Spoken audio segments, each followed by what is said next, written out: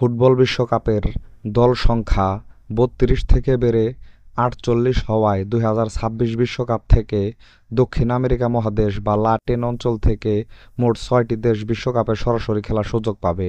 সেই সাথে interzonal qualify খেলে বিশ্বকাপে চান্স পাওয়ার সুযোগ থাকবে আরও একটি দেশের সামনে। আসুন আজকের এই ভিডিওতে জেনে নেই দক্ষিণ আমেরিকা মহাদেশ থেকে কোন কোন দেশ ২০২৬ বিশ্বকাপে খেলবে। প্রথম দক্ষিণ আমেরিকান দেশ হিসাবে ২০২৬ বিশ্বকাপে নিজেদের জায়গা পাকা করে নিয়েছে বর্তমান বিশ্ব চ্যাম্পিয়ন আর্জেন্টিনা। এবার নিয়ে মোট ১৯ বার বিশ্বকাপ খেলবে তারা। গত বিশ্বকাপে বিশ্ব চ্যাম্পিয়ন হয়েছিল তারা। আর্জেন্টিনার পর দ্বিতীয় দক্ষিণ আমেরিকান দেশ হিসাবে বিশ্বকাপে নিজেদের জায়গা পাকা করে নিয়েছে ৫ বারের বিশ্ব চ্যাম্পিয়ন ব্রাজিল। এবার নিয়ে মোট ২৩ বার বিশ্বকাপে খেলবে তারা।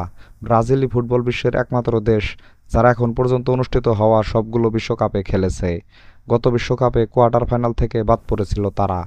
তৃতীয় দক্ষিণ আমেরিকান দেশ হিসাবে বিশ্বকাপে নিজেদের জায়গা পাকা করে নিয়েছে ইকুয়েডর। এবার নিয়ে মোট ৫ বার বিশ্বকাপে খেলবে তারা। গত বিশ্বকাপে প্রথম রাউন্ড থেকে বিদায় নিয়েছিল তারা। চতুর্থ দক্ষিণ আমেরিকান দেশ হিসাবে বিশ্বকাপে নিজেদের জায়গা পাকা করে নিয়েছে ২ বারের বিশ্ব চ্যাম্পিয়ন উরুগুয়ে। এবার নিয়ে মোট ১৫ বার বিশ্বকাপ খেলবে তারা। গত বিশ্বকাপে প্রথম রাউন্ড থেকেই বিদায় নিয়েছিল তারা। পঞ্চম দক্ষিণ আমেরিকান দেশ হিসাবে এবারের বিশ্বকাপে নিজেদের জায়গা পাকা করে নিয়েছে কলম্বিয়া। এবার নিয়ে মোট ৭ বার বিশ্বকাপ খেলবে তারা। গত বিশ্বকাপে চান্স পায়নি তারা।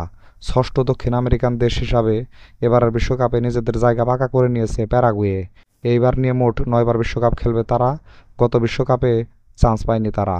এই ৬ দেশ ছাড়াও ইন্টারজোনাল কোয়ালিফাই খেলে বিশ্বকাপে চান্স পাওয়ার সুযোগ রয়েছে বলিভিয়ার সামনে।